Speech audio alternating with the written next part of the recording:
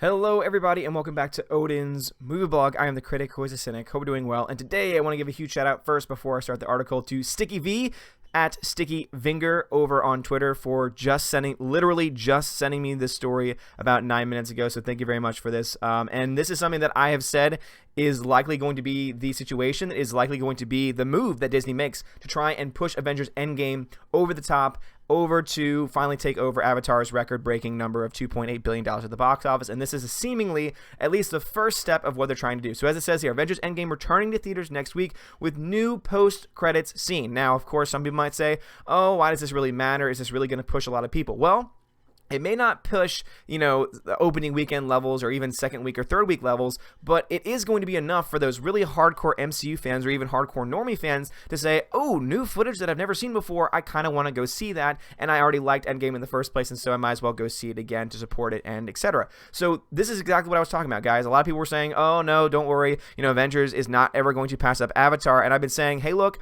there's obviously a chance that could happen, but I honestly think that Disney wants this film, wants Endgame, to be the film that finally dethrones Avatar, and I think that the way that they're going to go about doing it is going to do some type of last-minute push, because it's only about $40 million or so away from actually matching that record before inflation. I know, guys, before inflation, but all they really care about is that raw number, because at the end of the day, that raw number is going to be enough for them to say the highest grossing movie of all time, because that's just how they're going to always try and spin it. But the way they're trying to do it is, instead of doing a giveaway, which is what I thought would be the more likely route, saying, oh, you'll get a collective pin or you get a collective poster. Not to say that those things won't happen at some point, but at least their first initial game seems to indicate that what they're going to do in this first case, is to try to give you more content. And so this is being broken by Screen Rant, where it says, Kevin Feige reveals Avengers Endgame will return to theaters next week with additional post-credit surprises. The last MCU blockbuster originally premiered in late April and had one of the most incredible box office opening, debuting to a whopping $1.2 billion, which was an insane opening for sure, but it has definitely slowed down a lot, and right now it's certainly currently sitting at $2.74 billion. Again, not too far off from the huge all-time box office leader Avatar with that 2.788, but ultimately fell short of passing it due to competitive summer season. Would-be tentpoles like Dark Phoenix and Men in Black internationally may have bombed, but they still took away screens and repeat viewings for Endgame. It would appear that the only way Endgame could potentially beat Avatar if it gets re-released, and that is in the cards. In an interview with Screen Rant during the Spider-Man Far From Home, Feige confirmed Endgame will be re-released on June 28th. When is that? Oh wait, that's right, a week before. I literally said this on my live stream last night, so for anyone that wants to know, oh my gosh, Odin knows some things. Odin has some pretty good insights. My live stream last night, I said, you know what?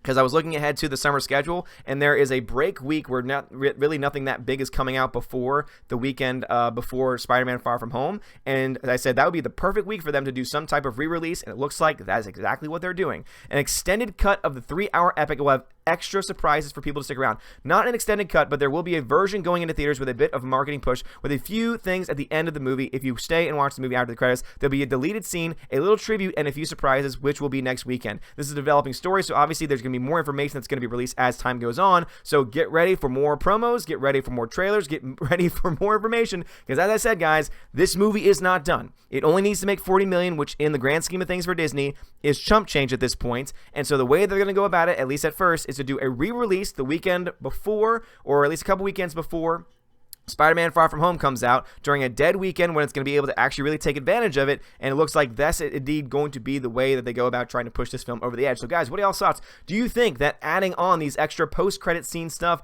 is going to be enough? I think it is. I think that this is going to push enough people to go see it a second time, especially for those people that saw it the first time and liked it. You guys already know I was not a huge fan of this film. I thought objectively it was very flawed. Their time travel use was awful. It was garbage. It doesn't make any sense within the film. The writers and directors don't even agree on it outside of the film, but at the end of the day, I'm not going to deny the fact that this is a film that is, in all likelihood, at this point, especially now with this new revelation, with this new news of a re-release, with having new extra footage at the very end of the film, that this might be enough to push it over the edge. And if that's not enough, don't be surprised if you start to see even another push where they say, all right, a final summer push before the Blu-ray release, before the official Blu-ray release, which would probably be sometime in August, where there'll be some type of poster, pin, or some type of collectible, because they want this film to be number one. Some people say, oh, but they own Avatar now.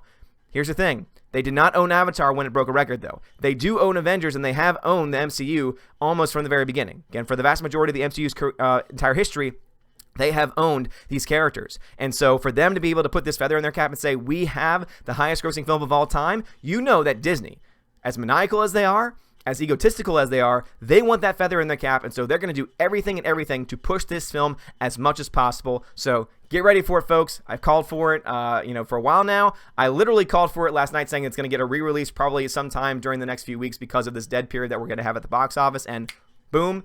Here it is. Guys, let me know your thoughts about all of this in the comments below. If you liked the video, smash the like button, give me a thumbs up, give me a subscribe. But huge shout out to, once again, Sticky V or Sticky Vinger over on Twitter. Go give him a follow. He is an awesome dude over there. He's also a very passionate supporter of the channel. Thank you guys so much for watching. Have a wonderful day. And as always, God bless.